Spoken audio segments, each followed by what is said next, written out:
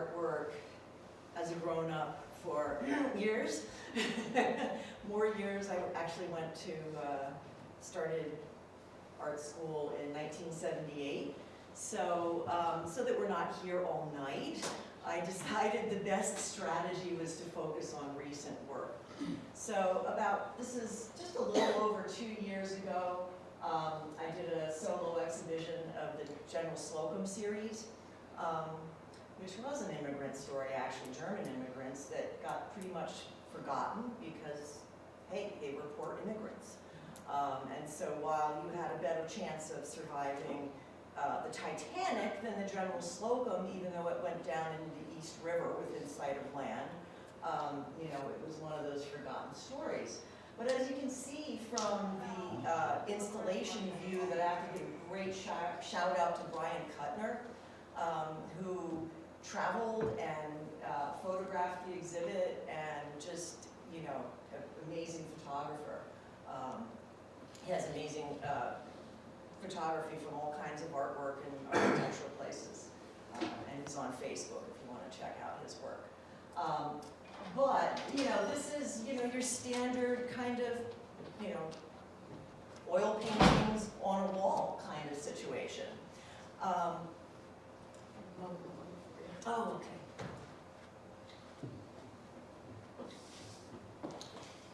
And right at about the exact, oh, there we go, thank you. I'd like to see the images. Yeah, that's helpful. Thank you.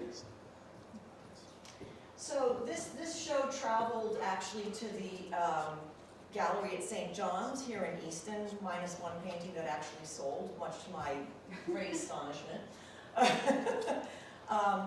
But you know, again, this is pretty much you know, a self. You know, you would think, well, I'm a painter. That's what I do. I went to entered a program at MICA, Maryland Institute College of Art, for those of you who aren't familiar with the moniker. And this was my installation. This sort of speaks, I think, for my recent work. That was an installation I did down there, which was coupled with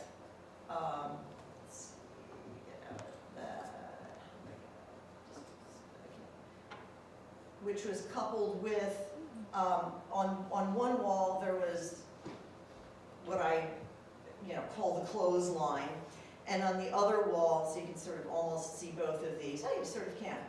I wasn't sure how much would show up on the screen, because I haven't projected this on this kind of screen. This is the best projector you're going to So these were sort of on parallel walls. Like this was, the clothesline was in between two walls that were a span of 25 feet. And so it's a functioning clothesline with a pulley, the same kind of pulley I had on my clothesline back in Brooklyn. And what you see there are all materials that I dyed myself with natural dyes. Most of them reclaimed fabrics, but some wool rovings and new sustainable fabrics that I brought into the mix. And so I decided that my presentation was going to be based on how did I get, you know, from here to here in, you know, less than 2 years. And it's certainly not a finished project. I don't feel like I've come to any kind of conclusion, and I hope the best work is to come. When I applied to MICA, I had to sort of assess all kinds of things like what I'd done before, and I don't have any good images of the sculpture that I was doing, you know, 78 through 81. However, I did this sculpture in the foreground. I used as as a subject for a still life painting, and that's actually better than any of the photographs I ever had of it. Due to living in a studio apartment in Manhattan with very little storage, the sculpture didn't really survive survive, so there's only a couple of pieces left. But this gives you an idea of sort of where I was before I started painting. Actually, was the sculptural work was done before I started painting, and then obviously the painting is actually a still life assignment. So coming out of a history where I thought that I had no talent when I was a kid, and that I couldn't draw and paint, and that I had to do craft media. But in college I took drawing class, and lo and behold, I learned I could learn how to draw. And but I sort of never really left that love of doing things with my hands. So things like the earrings that I've got on, I hammered out of plain sheets of brass. And the Ace tent was actually a really big influence on me. And here we have, I don't know how many of you recognize Susan Huxley. She was, at that point, the tent lady, matron, whatever, leader, Organizer. king, commander-in-chief, whatever, whatever we call that. And she worked with, taking plastic bags and, old clothing and knitting and doing things with them, and that sort of stuck in my mind. Another thing that sort of stuck in my mind was just working directly with the public, with people. There was something so direct. It's, you're not going to, you're not buying something that, came from a sweatshop in, name the country, with people that you've never met and never will meet. This kind of idea of actually making things with your own hands and interacting with the people who are going to be, utilizing these things was a big impact. But if you look at the, on the left, Susan's stuff is on the right, but if you look at the left, you'll see these ribbon flowers, and in fact, one of those ribbon flowers is now on my hat, sitting in the back row, because I nabbed it for myself. I have actually customers that have more of my ribbon flower work than I did. But there was this huge dichotomy between the work I was taking to the market and the work I was doing in my studio. And it started out with practical considerations. I'm not going to bring these paintings that took me all the, I don't have a mobile gallery. What if it rains? What about the wind? What if they fall over? They're damaged? Who's going to buy, a painting at the market? I just spend too much time on them. So I spent all this time working with this sort of consumerist on one hand, because you're making things to sell. So you're producing and you're kind of working within this consumerist market, even though it's like sort of an alternative market. So what I decided was, I don't have enough time in my life. There's not enough hours in the day to have two practices. One a craft practice and one an art practice. They have to, get sustainable in terms of my life. Also, while I was doing the market, I came across a book, The Incredibly High Cost of Cheap Fashion, which was essentially a lot of people criticized the author of that book for taking too much from the True Cost movie. And if I showed the trailer, I would be crying by the end of it. It's just so brutal. What fast fashion has done to the environment, to people, in this, even just in the trailer, which is free to watch if you go to the True Cost. And you can see the UI, when I did the screenshot, I left the URL, True Cost Movie. You see somebody in a sweatshop in Bangladesh with their children sleeping at their feet, while they're working on into the night. You see rivers of colored dye going out you know, and polluting the environment. The most recent statistic I got from the New York Times this year is that 8% of the greenhouse gases are caused by the textile industry. It was this movie actually erroneously reported that they were even higher, but the reality of it is still massive. Every person on average in this country throws into a landfill roughly 75 to 80 pounds of textiles a year. And there's been an acceleration. In my lifetime, you know, people have increased their consumption of garments 400%. Well, I do not have 4 bodies. I only have one body on which to hang this clothing. So this overproduction is really sort of wreaking havoc, and there's a lot of stuff, you know, already produced that's just sort of, you know, going into landfills, things that were produced at a high cost. So when I started my graduate studies, I wanted to, you know, I sort of made a laundry list, and you'll see my laundry list at the end, although a modified, updated version, of things that, you know, what did I want to say with my artwork? What did I want to do? Where did I want to go? And just sort of put everything on the table, keeping in mind that I don't even know what media I'm going to do this in. But what do I want to, what effect do I want? What should it do for me? What should it hopefully do for people who come into contact with my work? And I thought about the idea of, like, I have so many t-shirts. I work for a university, and every homecoming and this and that, you know, you get the free t-shirt. And I'm sure a lot of you out there, you know, have more t-shirts than you can possibly wear. And what happens to those t-shirts?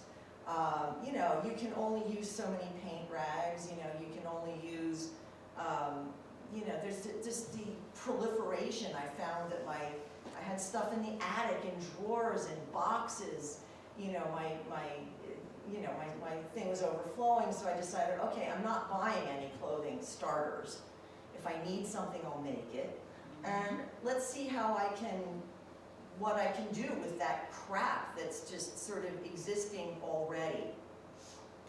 And I thought of the idea of just sort of mapping, like, if you take you know, a garment, you know, one garment is, you know, it has to fit on your body, so it's relatively, you know, obviously you know, a coat is going to take up more volume than, you know, an underthing, but still, in all, the average size of a garment is larger than a 3-inch square. So, but what if I just took a 3-inch square and made that represent a single garment?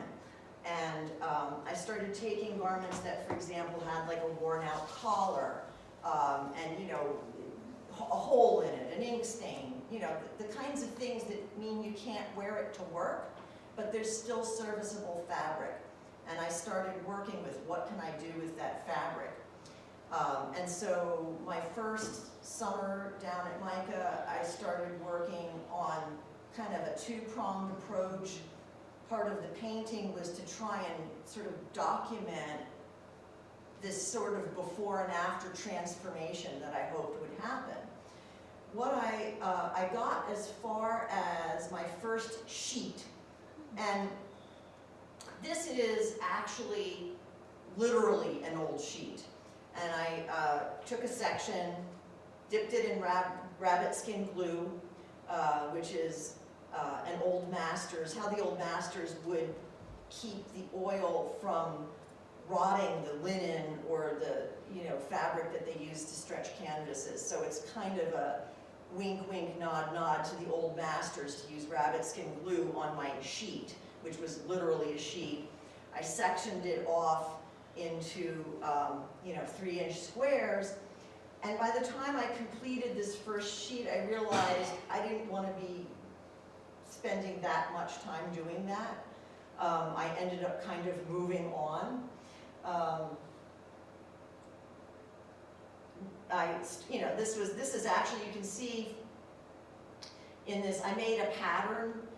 You can see actually if you, like on this top row, there's a black and actually if you go up here, you'll see the strip from, here and here. And that was actually the fabric that got recut. One was my husband's black turtleneck, which was, very worn at certain spots, but had some parts of it which were very usable. And one of my turtlenecks. So I, made a Franken shirt.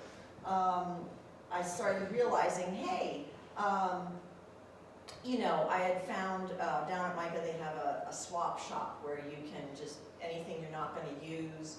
A lot of people travel, they come from Texas or all over the world, wherever, and then they are going home on a plane and can't take all their supplies with them. So I had found some brown paper in the shop that I started using to make my patterns, and I had this brilliant idea, well, I can make a pattern once I have a basic, like a jacket pattern, for example. I could change the collar. I could, make one, I could disassemble it, the pattern that is. I could make a second jacket with a different kind of sleeve or a different kind of collar or a different kind of closure. But I wanted to develop sort of a set of patterns. Well, I never really got there either. I actually was able to make patterns successfully. And this pattern I actually was using leftover scraps of things. So there's some stitches like along this bottom hemline. I simply added more fabric here because I didn't have a large enough piece of fabric. So I was doing things like that to not purchase any fabric, but to just use things I had on hand. And of course, when you cut a pattern, you end up with, this is also a turtleneck conversion. But you know what? Not all fabric that I had with me can be really used that way. When you have something like this, I was thinking, gee, what could I do with this? And one of my classmates taught me the joys of cording. So here I am just cutting strips of fabric. You can see there's a hole in this. This was a very worn scarf.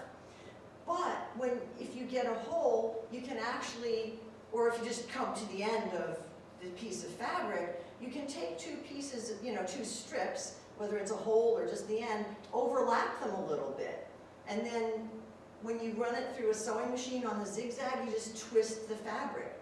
So it actually, weirdly, it's kind of like, almost like respinning the fabric so that you get much more integrity. And, I was kind of painting these things, this process along the way, like here's me cutting, strips of the fabric. This is the muslin that you see me putting, this is me doing the cording. So I'm twisting it with one hand, and then, well, I had to take a photo with one hand, so I couldn't quite mimic this the right way.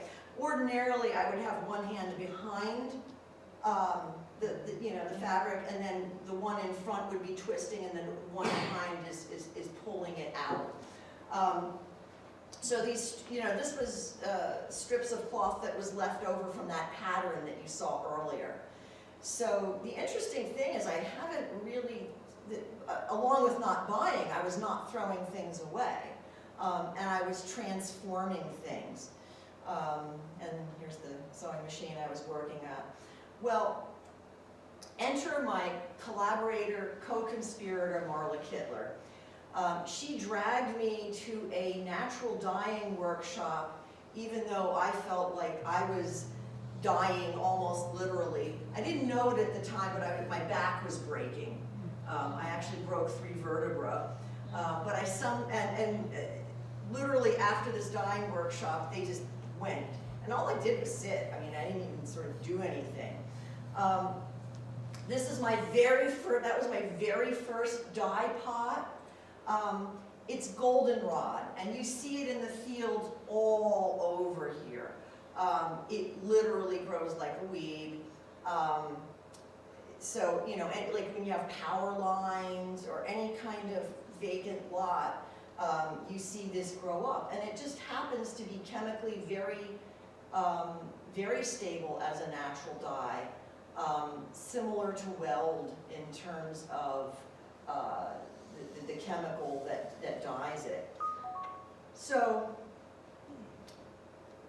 I put those, you know, the cord and and I also took t-shirts and cut them into strips. And when you cut strips of t-shirt, the knit fabric, it kind of curls up. And if you give it a little tug, it becomes very yarn-like. And you can, of course, vary the thickness of the yarn, you know, depending on how narrow you make the strips. And the first weaving I did was a scarf, you know, and then I had this idea of doing a collar, because I hate a draft on my neck. And, you know, depending on what I'm wearing, I thought a collar is something you can just sort of put over anything. I'm usually wearing black, so I thought, well, it should have some black in it, but have, you know, kind of an accent. And I constructed a pin loom out of a picture frame that had arrived at work all broken. And the company sent another frame, not wanting me to even bother with the shipping of sending the other one back, because this is a disposable world. They're not going to repurpose that frame. It's not worth it to them to even get the frame. So that had been sitting, you know, in a room in my house, just sort of being part of my clutter. So I turned over the frame onto the back and nailed little tiny nails into it, and voila, my first loom. So the cape that you see at the side, which I brought to Riverside, is also the top of that wall hanging installation. And the cape actually, or the collar actually came first. And then they said, oh, we're having a second, third year show. Why don't you put a piece in it? I said, I'm not really ready. I don't have anything. And they're like, what about that? You know, so yeah, so that just, and the piece at the bottom was a separate weaving. But I just did it as a column. So I really loved the idea that something could be either a furnishing or something you wear or something you hang on the, you know, like it's like this multi-purpose cycling. You know, you don't just throw it away, it just becomes something else. And that aspect of that kind of, and here's my co-conspirator Marla, in her backyard, which is just a suburban backyard, where she's tearing up this, you know, the lawn, doing everything completely organic, and what you see here is the dye garden that she planted. I got a planter that's about 4 foot by 4 foot, you know, one of those things has the sides about this high, and, you know, she put that out in her backyard. She's got a bunch of other ones doing vegetables and other things, but she specifically dedicated one to dye plants. And so here, it's a tangle. This is what you see in flower is coreopsis. This is madder, which is one of my favorite dyes, and you can see the results of that in the collar. That red is from madder. Although it wasn't from her madder, because it takes 3 years to be able to harvest the root. You will see some stuff I dyed with those very flowers. This is, I believe, lady's bed straw, so it's hard to see because it's just flourishing so much. And she's the one that dragged me to the natural dyeing workshop, which really had a big influence. I had no plan on learning how to spin wool. But a friend of mine, Sherry Watson, contacted me and said, hey, I found there's a Facebook ad, there's a woman who lives, I forget the exact name of the community, but it's like halfway between where I live here in Easton and where I work up in East Stroudsburg.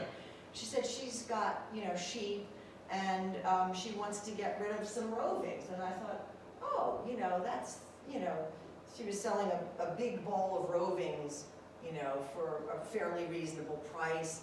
And I thought, okay, I'll experiment with it. And I went up to her, farm, and I spoke with her and her husband, and I told her about my project. And one of the things that made me take the leap into working with wool is that wool takes natural dye completely differently than cotton or silk. And so it extends your palette. So even if you have one dye pot, you can get 3 results if you have 3 different fabrics. And it was hard for me to get some of the reds that I wanted to go for in cotton. It was extremely hard. And so I got tempted by the ability to get these colors that I was having trouble achieving otherwise. Well, long story short, I ended up buying 2 garbage bags full of rovings, her entire stash, because they just were so intrigued by my project and so generous that they gave it to me, like they made an offer I couldn't refuse, basically. And so that added to to what was going on. And, I never really, wanted to stop painting again. I just wanted to integrate my practice. And this was from about a year ago. This is a triptych. Each panel is 28 by 48, so it's 80-something inches wide in total. I wanted to do something that was just, a little more substantial. This actually tells the story.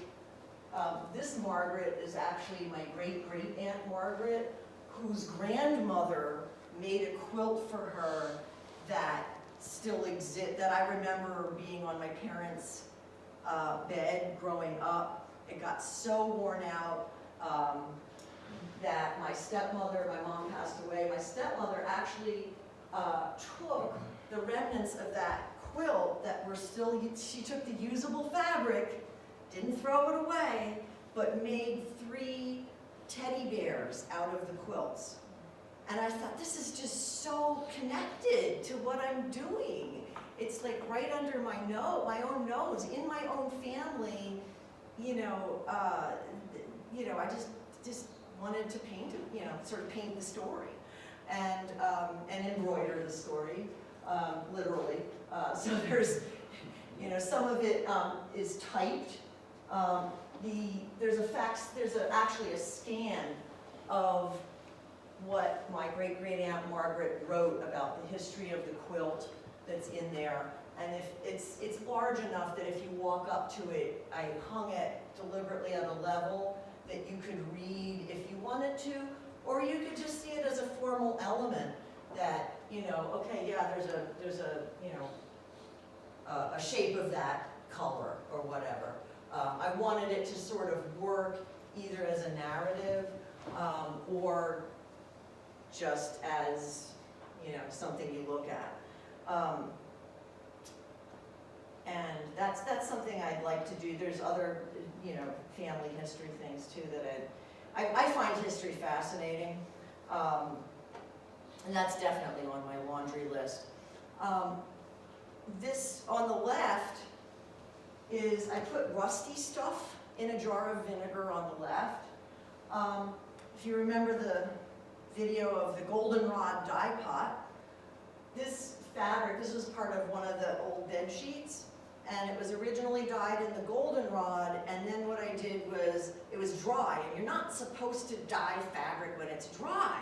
You're supposed to get it wet so that when you put it into the dye pot, it absorbs evenly. So what do? I ball it up, dry, and throw it in the pot for not very long, like 30 seconds, pull it out.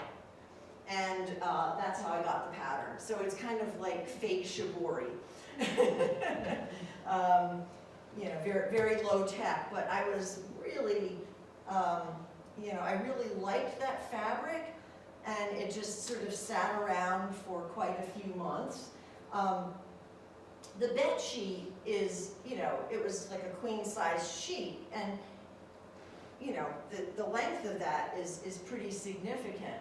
So it was a fairly narrow piece of fabric. I wish I could zoom. I probably should have put details of this in here. But about the time I was pinning this fabric up on my studio wall going, I want to do, I like this, I like the presence of this. It has this, in fact, this piece of fabric is what inspired me doing that weaving as a vertical column. I just liked the scale and the presence of it. And, you know, this, when you stand here, you know, it goes well over your head. I gave it to Marla, and who grew the coreopsis that I, you know, used as the reference photos for this, and then realized when I brought it to her house that it was larger than her ceilings, which is maybe a problem. but yeah, so I still do have an interest in doing some installation work where the fabric, or whatever you want to call it, paintings, things, actually do something with the space, transform that space, make it something different. And this was kind of a baby step there. So this one, you know, not all of the stuff that you have, you can't always make cool, well, you could. Some of these, I hate synthetics, really, and they don't take natural dye very well. So the velvet, this is an old pair of pajama pants, which you can like literally see through because they were so threadbare. And it was an acrylic sweater, and it was a paint rag. The collar was a paint rag, like literally, that I just, you know, used in the studio, that I then decided to repurpose into this piece. And you know, there was other pieces taken. The fringe comes from the scarf that you saw me cutting. So I said, well, you know, what happens if I kind of, you know, make more, I had this idea of making curtains and wall hangings and something on a door that would move when you open it up. And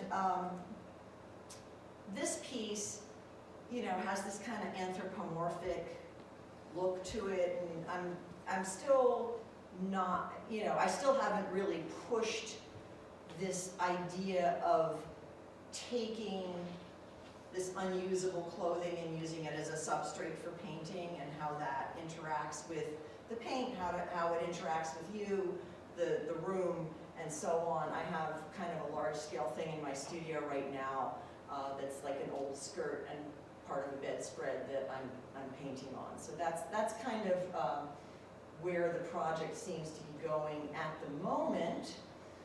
But it also dawned on me at a certain point, I mean, I never really felt that any of my abstract paintings were as meaningful somehow as the figurative paintings that I did, which is nothing against abstract paintings, it's against my abstract paintings. But something happened with the weaving that I just suddenly woke up one morning and said, wow, that's a painting. And, you know, but it's a painting in a different way, where it's just a different material, but it's still manipulating color and form, and you know, it has a lot of the same sort of painterly decisions.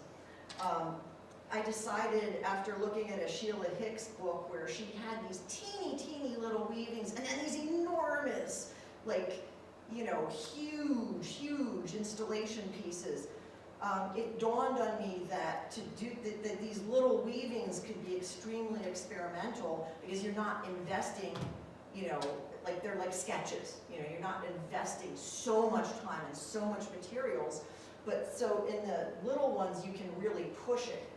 So made a second little loom, even smaller than the first.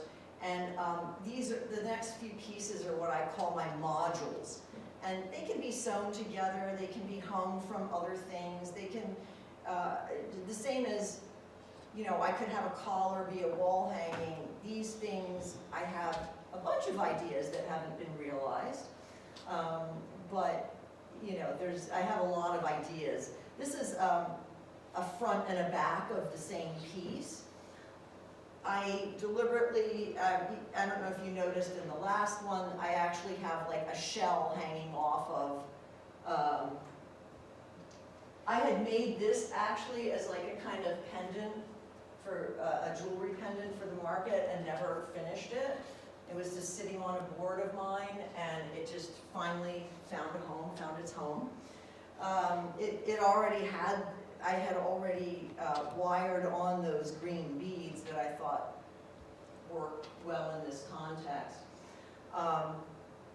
And when I saw this tab hanging out, I could have made it disappear like I did in the collar weaving, but I liked that you could attach something to those things hanging out.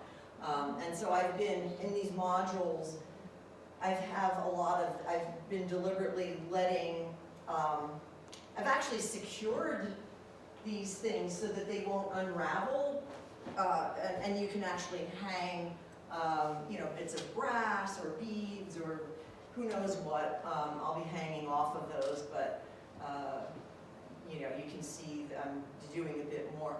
And so this is actually the dyed from onion skins. That's some of the wool that I've spun.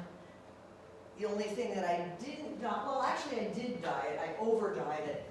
The denim here was from some fabric that you saw flowing around in the installation that I actually over dyed with the goldenrod. But it, you know, the goldenrod is so light that only the areas of the denim that were extremely faded took the, you know, became yellow. And so when you twist that cord, it's kind of hard to see, I think, in this view. But when you twist the cord, there's these hints of yellow that come out in the lighter areas, and you can see both the indigo, which of course is a natural dye that you get the jeans from, and the goldenrod.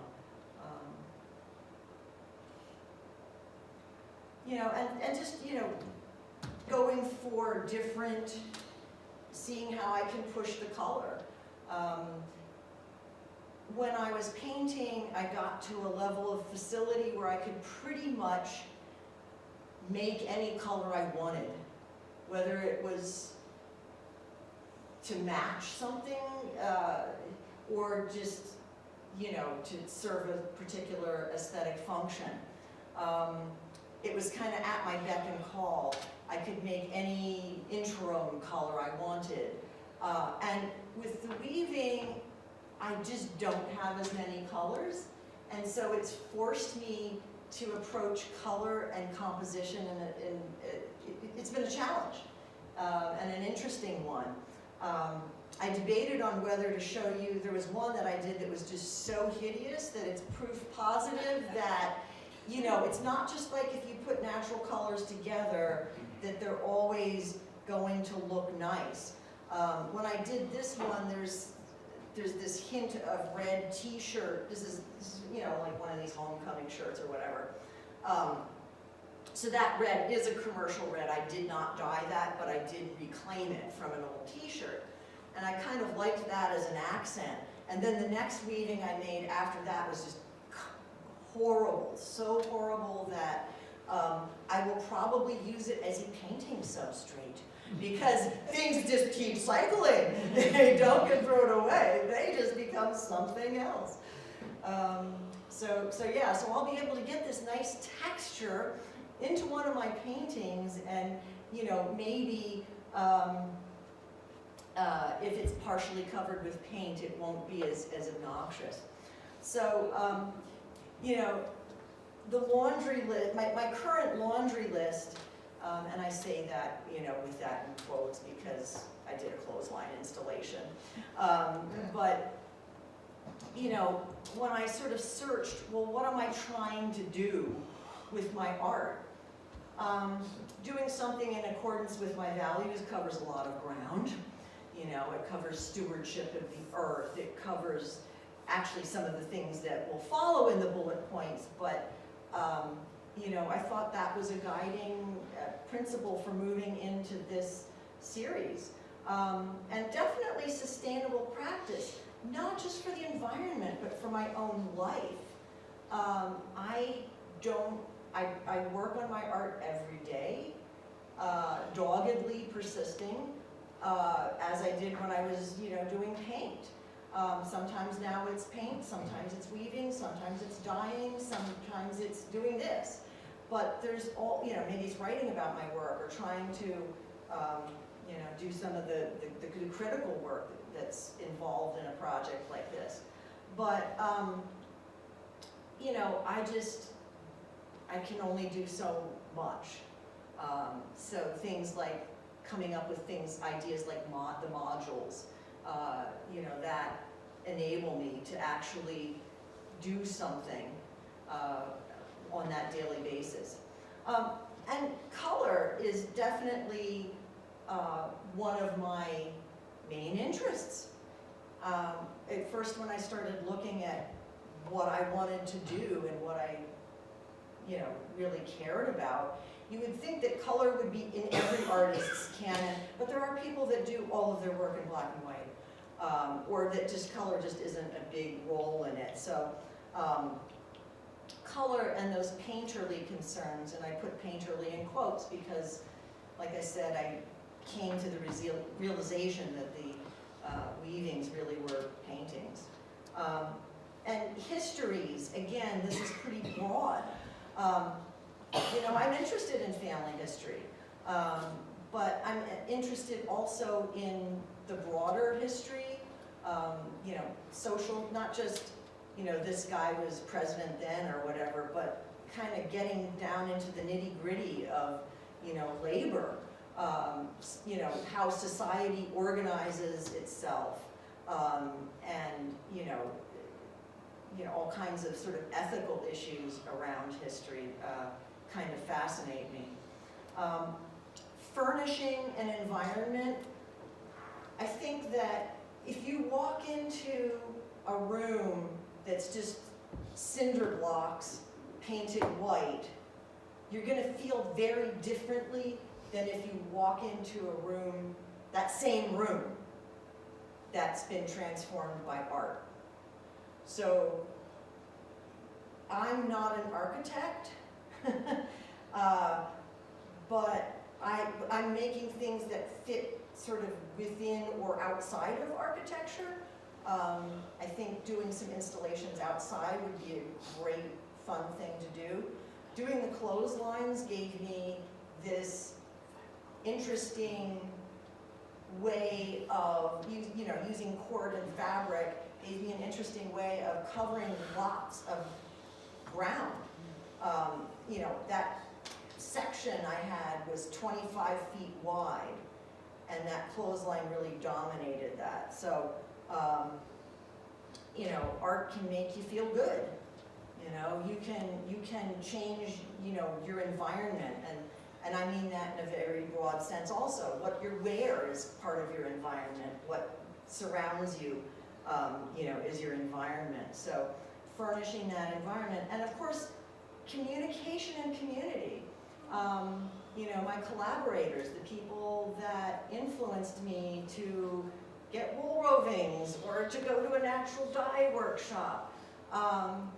Those were critical junctures in this project. So I was so delighted about how many people have told me about their family's history and what their mother, grandmother, great-grandmother did with quilting and taking their father's ties once I start telling people about this project, I've gotten so many family histories that it could be a whole book. So, sort of coming round robin here, this is another view of that same, clothesline installation, just to give you an idea of scale. So Zlata's not very tall, but it was hung, so some people could stand where their eyes would be maybe above it, but I knew that a lot of people would be seated in front of it for a critique, and so I deliberately did it at about short person's eye level, so that you could see it well seated, but it's still sort of really, you get a sense of scale when you put a person in it. And I deliberately had the fans going. The installation was actually inspired by work in the dye kitchen at Mica, where they have a rack of many clotheslines and these hyper industrial fans that are like really loud. And when I was hanging up things that I had dyed, and I would have several, I had as many as 7 or 8 different cauldrons of different things in different states going at the same time. So I was pulling out things that were different colors and different textures and different fabrics and hanging them up.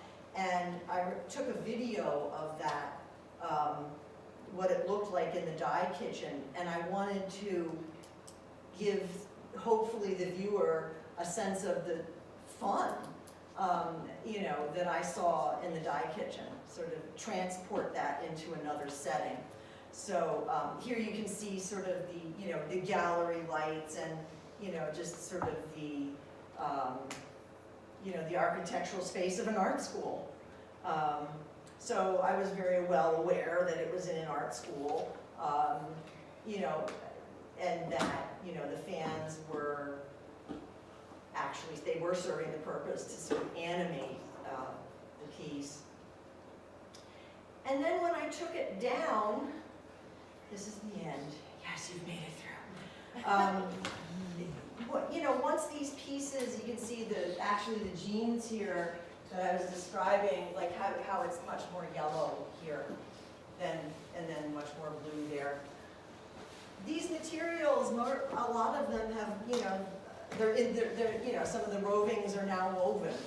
They're spun and they're woven and so on and so forth. So that cycling of things is definitely something that will continue on into the future. So thank you for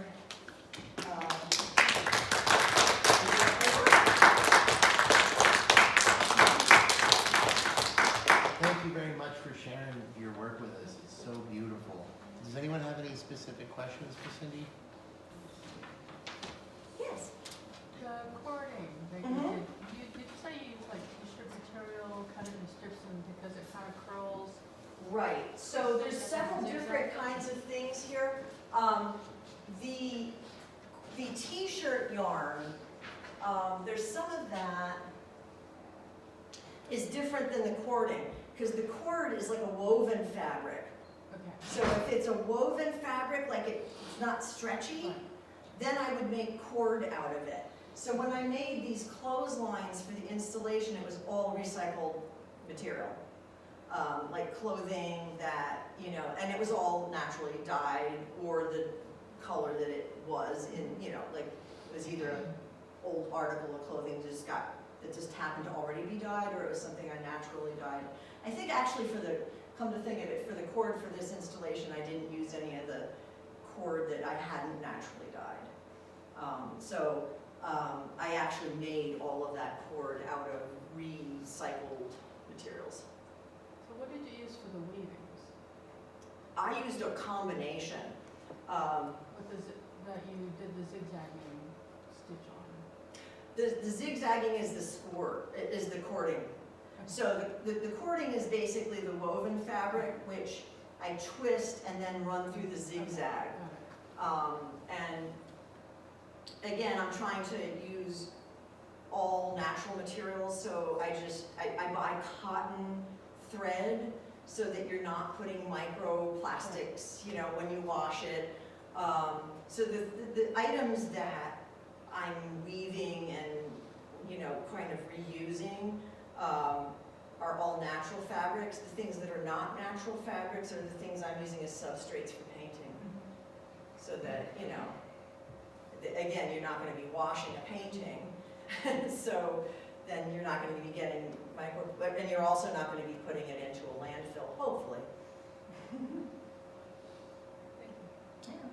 But if I go back up to some of the weavings, it's a combination of fibers. Like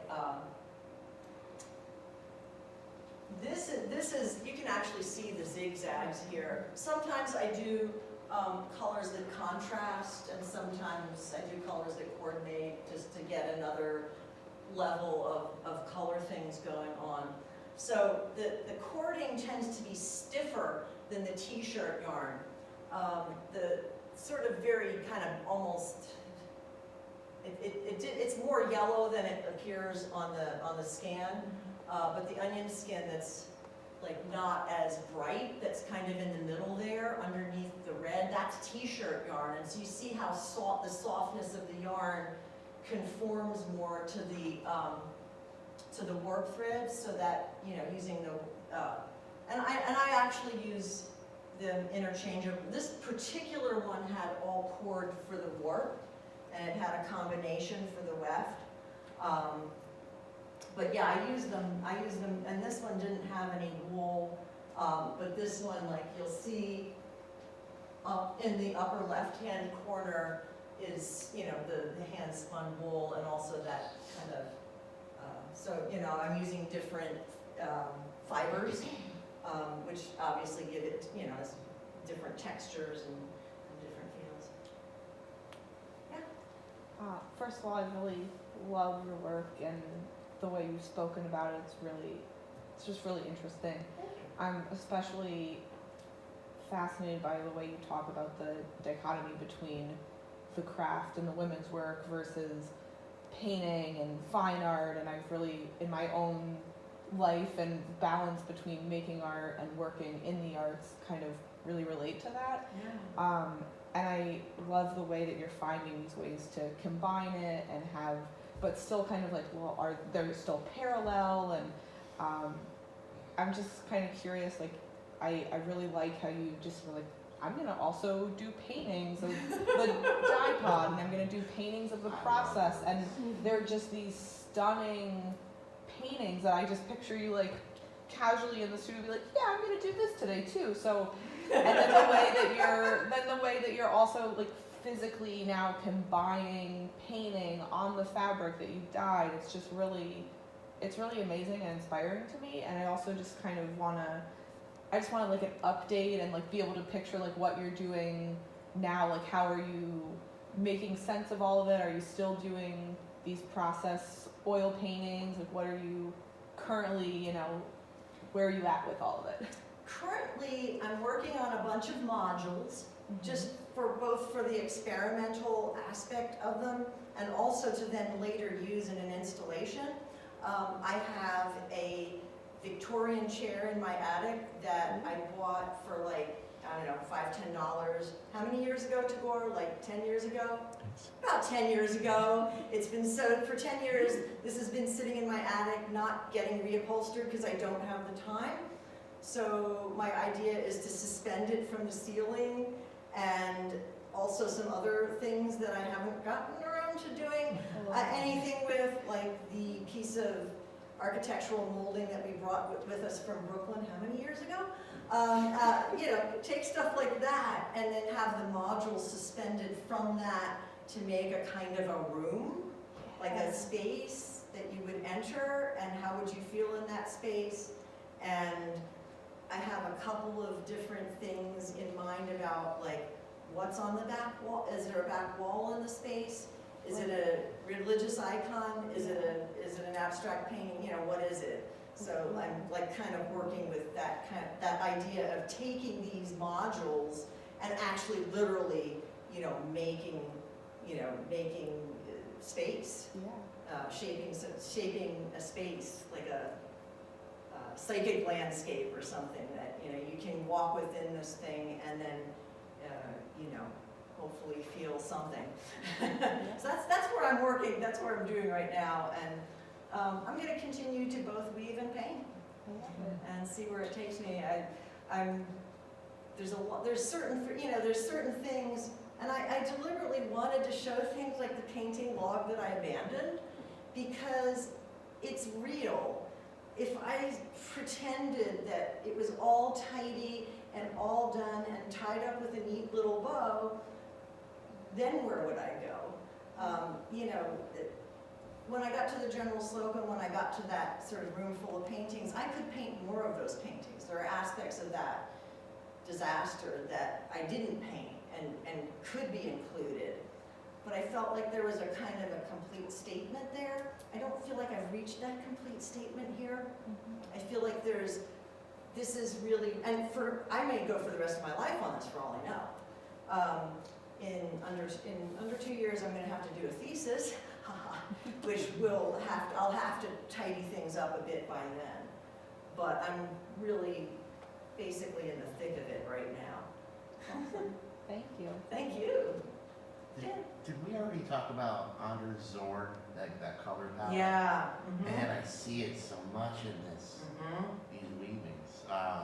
Anders Zorn is a painter that used ivory black, yellow ochre, and cadmium red for his primary palette. And it's an unusual palette. But all the hues are like everything we're seeing in these beautiful weavings.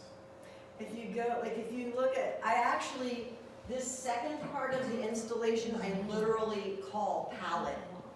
Because I was as I was working and making yarn and, dyeing rovings and all that sort of thing, I was pinning it up on the wall so I could see what I had. And when I put paint out on my palette, I always put it out in that chromatic color wheel thing. I'm like very organized about this. The white goes here and it goes all the way around to black. And I found myself doing precisely the same thing with my cord. And, yarn and, whatever, rovings, whatever, all these various materials. So I said, okay, that's the counterpoint to the, sort of the more active clothesline, because these are both aspects of my personality and my practice. I do sometimes like to tidy things up and have them in a neat little bow, black, and that's actually black t-shirt yarn, of course, that they're tied up with. I sometimes do have like that stillness and just, have it like a complete statement, but most of the times things are kind of flailing around like in here. but it's both aspects of, of what I do. So I just thought it was like an honest way to do an installation. Like I think one or the other wouldn't be sort of as complete. Well, thank you very much. I'm sorry, Bill. Sorry. Yeah, this is actually a very frank question, I guess. I was very interested in the fact that when you use cotton versus wool, you got some different results. Have you looked into other plant fibers like flax or hemp or papyrus to see if maybe you can find some colors there that you? Yeah, I actually also work with silk. I had silk from when I was doing the silk flowers for the farmer's market. And so I started using, and so some of this, like this and this, and this is actually silk. So there's one photo that I wish I would have remembered to put into this presentation, and it was when I did red onion dye pot. I dipped my ladle in and I had wool, cotton, and silk. And I picked my ladle up and I took a photo of it because there were 3 different colors. I mean, different. I'm talking green, pink, and orange. Coming out of the same dye pot at the same time. They were both dyed for the same length of time, same temperature, literally in the same dye pot. The only difference was the fiber content. So if flax came into my life somehow, that kind of thing, that would be awesome. But I'm just dealing with so much already. This project is so monstrous already that I haven't really sought it out. I imagine hemp will, because it's becoming so popular as Yeah. as a fabric. Yeah.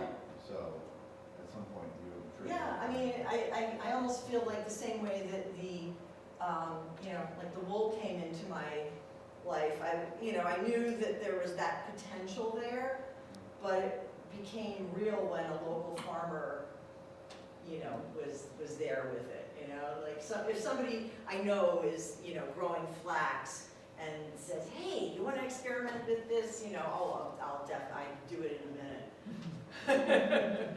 Cool, that would be fun. Yeah, thank you. Awesome. Thank you all Thank you so very much. much. I feel lucky to see it. Thank you.